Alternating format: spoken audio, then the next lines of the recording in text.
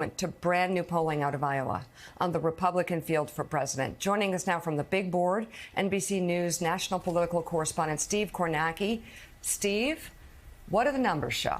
Yeah, we're basically almost exactly 35 days, almost exactly a month until the Iowa caucuses. This, what we're going to show you, our brand new NBC News Des Moines Register poll. The Des Moines Register poll is taken by Ann Selzer. She is known as one of the best in the business and certainly the authority when it comes to polling on Iowa. So let me show you these numbers. Republican side for the Iowa caucuses. We now have Donald Trump leading with an outright majority in Iowa, 51%. Ron DeSantis, a very distant second at 19. Nikki Haley, 16. Ramaswamy and Christie at 4. We last polled Iowa in October, also with the Des Moines Register. Since then, look at this, Donald Trump's lead. He has added 8 points to his total. DeSantis up a couple. Haley, who had been moving flat, I think it's significant because in the month leading up to this poll, you had Ron DeSantis pick up the endorsement of the governor of Iowa, the endorsement of a key evangelical leader in Iowa, got a lot of press attention for completing a 99-county tour of Iowa, had a Fox News debate against Gavin Newsom in front of millions of Republican-leaning voters, and was part of that fourth Republican debate last week that Donald Trump wasn't in. So for all those things that we thought might be giving DeSantis a boost over the last month, it is Trump. Despite not participating in the debates again, it's Trump who's made the big gains. Trump who's moved to 51% in this Iowa poll. Just a couple other numbers we can show you behind this. These are evangelical voters in Iowa. Remember, Donald Trump finished third with this group in 2016 when he ran in Iowa and lost. Now he leads it overwhelmingly, exact same number as what he gets overall. Evangelicals could make up 2 out of every 3 caucus goers in Iowa. That was the case the last time around. Where Trump really turns it on, though, it is first-time caucus goers. This tends to be a younger group overall. Look at that, 63% of folks who say for the first time they're going to go to a caucus are rallying behind Donald Trump.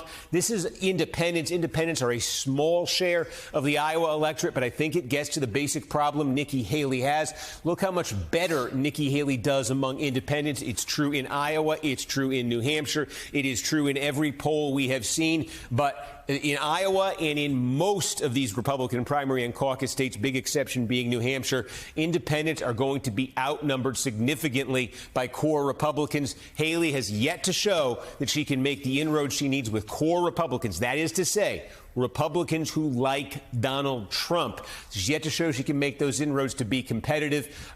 Also, in terms of enthusiasm, we asked folks, are you extremely enthusiastic about your choice? Trump, look at that, 2-1, 3-1 advantage over his rivals.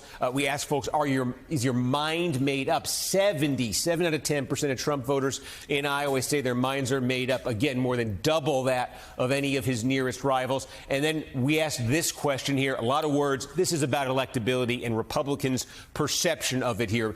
We've talked so much in 2023 about Donald Trump's trials. We will continue to talk about it in 2024. But we asked folks, can Donald Trump win the election regardless of his legal challenges? Now, nearly 3 out of 4 Republicans in Iowa say yes. Last month, that number wasn't even 2 out of 3. Big jump there for Trump. We also said, hey, are Trump's legal challenges too much? They make it nearly impossible for him to win. 24% saying that. Again, that number was over 30 last month. So all sorts of signs in this poll, Mika, showing that Donald Trump over the last 6 weeks in Iowa has actually improved his position. And the last time we were this close to the caucuses, again, just about a month away, that a Republican candidate had a lead anywhere near this size, you got to go all the way back to George W. Bush. The year was 2000. Bush won the caucuses. Bush won the nomination.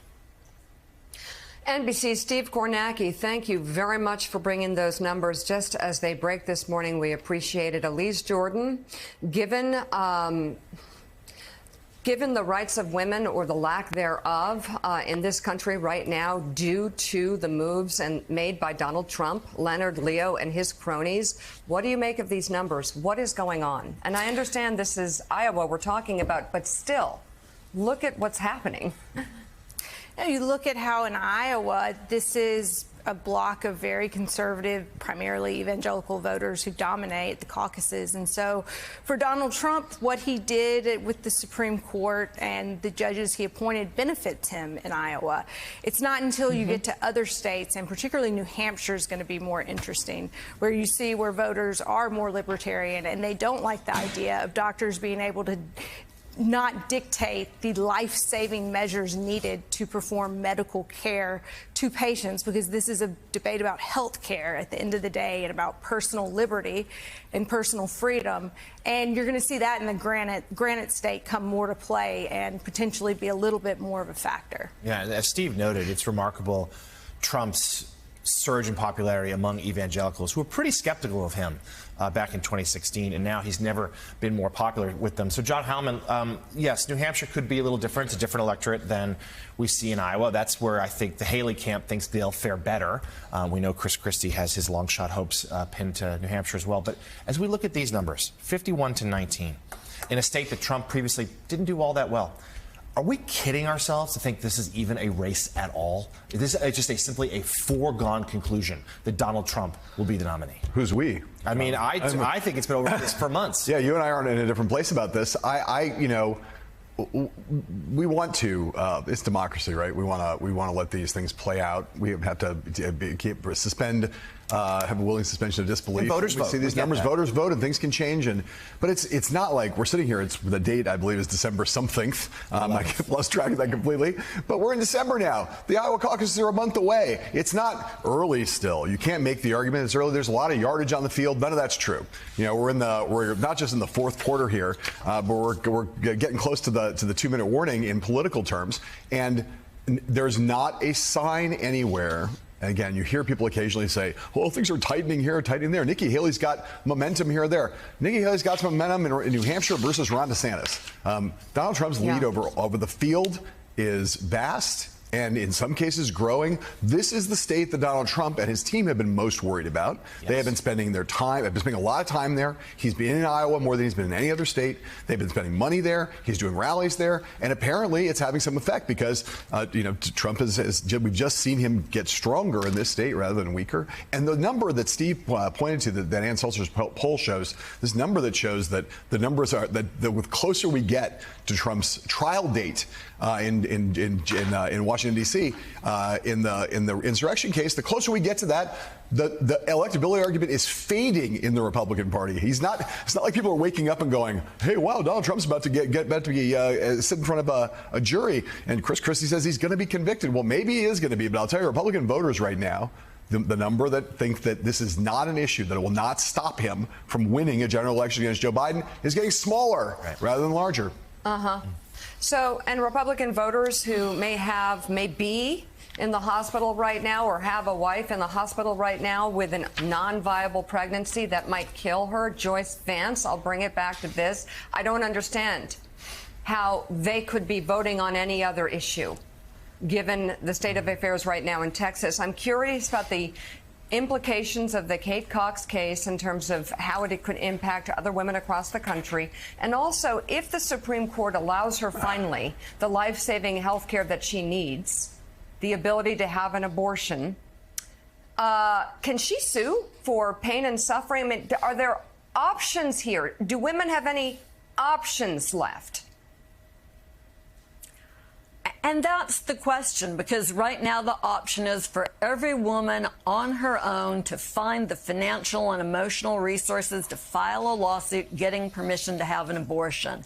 In Texas, there's another case on the books where a group of women banded together to try to see if they could break through. That case is also on hold.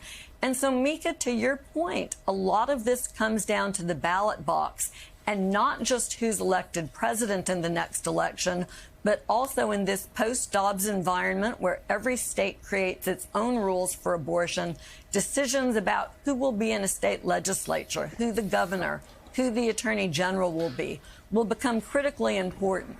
We know that after the Dobbs decision, where the Supreme Court took away Roe versus Wade, abortion became a rallying cry in elections. And with all due respect to Brother Heilemann, whose political acumen I have great respect for, I think we're entering the Christmas season. Voters aren't yet focused. By the first of the year, I think we'll see folks look at abortion like they did in some unusual places after Dobbs, Kansas, for instance, where voters who wanted to preserve the right to choice prevailed in an election unexpectedly. More recently in Ohio, I think this issue picks up and begins to resonate with voters as we enter 2024.